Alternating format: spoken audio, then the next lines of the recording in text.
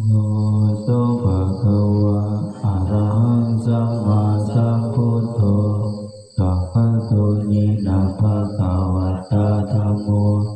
สุปฏิปันโนยัสสะภะคะวะโตสาวกสังโฆธัมมังยังภะคะวันตังสัทธัมมัง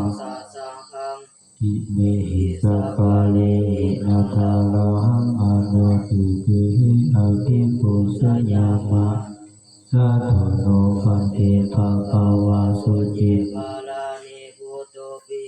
ปัจฉิมาสนาตานุกัมปะมานัสสะอิเมสัพพะเลทุกขตาปนาการะพุทธิปฏิฆานาตุ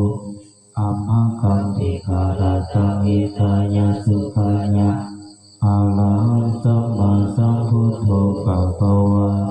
พุทธังภะคะวันตังอภิวาเทมิสุขโตภะคะวะตาธัมโมธัมมังนามัสสามิสุปฏิปันโน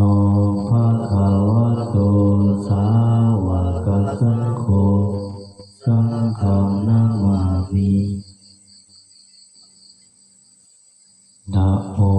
ตัสสะภะคะวะโตอะระหะโตสัมมาสัมพุทธัสสะนะโมตัสสะภะคะวะโตอะระหะโตสัมมาสัมพุทธัสสะนะโมตัสสะภะคะวะโตขอน้อมแด่พระผู้มีพระภาคเจ้าพระองค์นั้นอะระหะโตซึ่งเป็นผู้ไกลจากกิเลสสัมมาสัมพุทธัสสะตรัสรู้ชอบได้โดยพระองค์เองโยสุตถะพระพระพุทธเจ้านั้นอะระหังเป็นผู้ไกลจากกิเลสสัมพุทโธเป็นผู้ตรัสรู้ชอบได้โดยพระองค์เองวิสัชจารณะสัมปันโนเป็นผู้ถึงพร้อมด้วยวิสาและจารณะสุขโตเป็นผู้ไปแล้วโดยดีโลกาวิทูเป็นผู้โลกอย่างแจ่มแจ้งอนุตตโลปุริสธรรมสารถิเป็นผู้สามารถฝึกบุรุษที่สมควรฝึกได้อย่างบ่มีใครยิ่งกว่าสัทธเทวมนุษย์นังเป็นผู้สอนของเทวดาและมนุษย์ทั้งหลายพุทโธเป็นผู้ตื่นผู้เบิกบานด้วยธรรมภะคะวะเป็นผู้มีความเจริญแจ่มแจ้งทางสั่งสอนสัตว์โยอิมังโลกังสัทเทวกังสัมมาราคังสัพพมากังสัสสะมานะพระมานิงปัสสังสัทเทวมนุสังสยังอภิญญา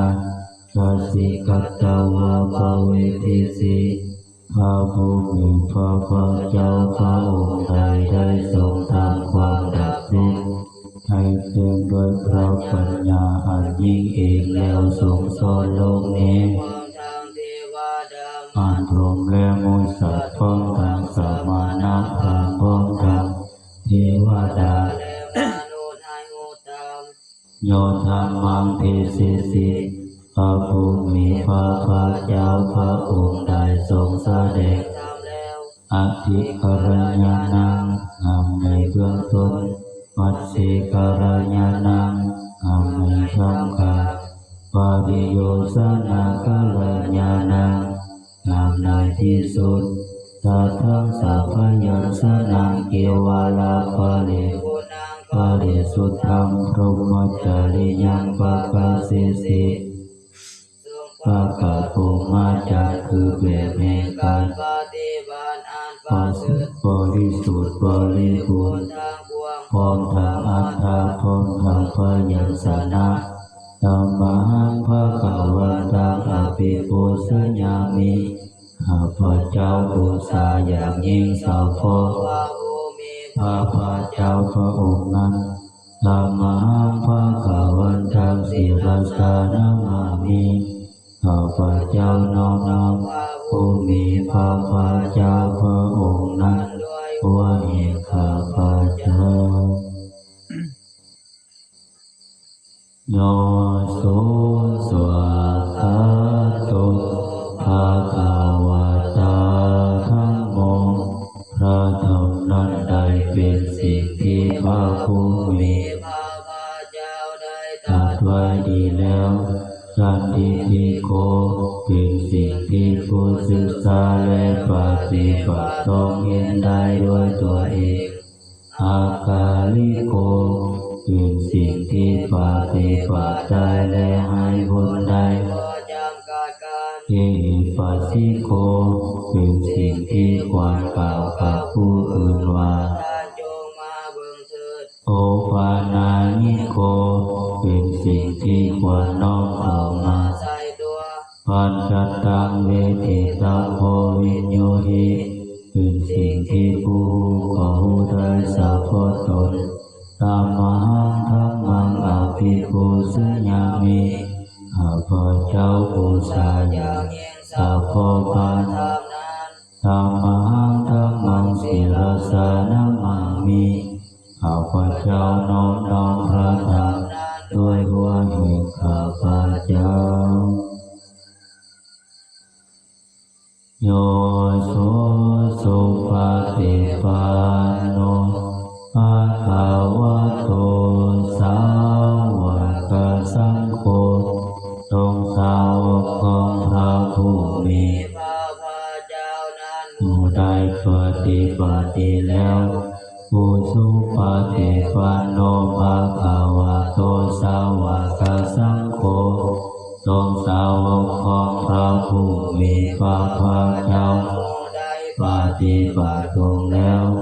ญาญาปฏิปันโนภะคะวะโตสาวกสังโฆ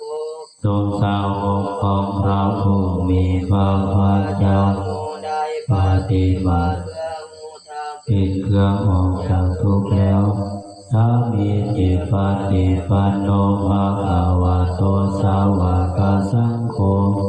ทรงสาวกของพระผู้มีพระภาคเจ้ามูได้ปฏิบัติสมควรแล้วยักษิทังได้แก่บุคคลเหล่านี้คือตัตตาลิปุริสาโยคานิอัตถปุริสาผู้เห็นบุรุษสี่ผู้นับเพียงตัวบุรุษได้แปดอิสังภะคะวะโตสาวกสังโฆนั่นแหละทรงสาวกของพระผู้มีพระภาคเจ้าอาหุนในโยมภิกษุควรแก่สักการะที่เขานำมาบูชาอาหุนในโยมภิกษุควรแก่สักการะทักขินายโยภิกขุควรนับทักขิณทานอัญชลิการานิโยเป็นผู้ที่บุคคล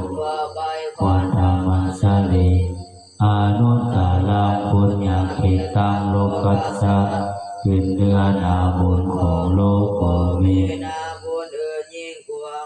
ธัมมังสังฆังอภิปูชญามิข้าพเจ้าบูชาอย่างยิ่งสัพพพระสงฆ์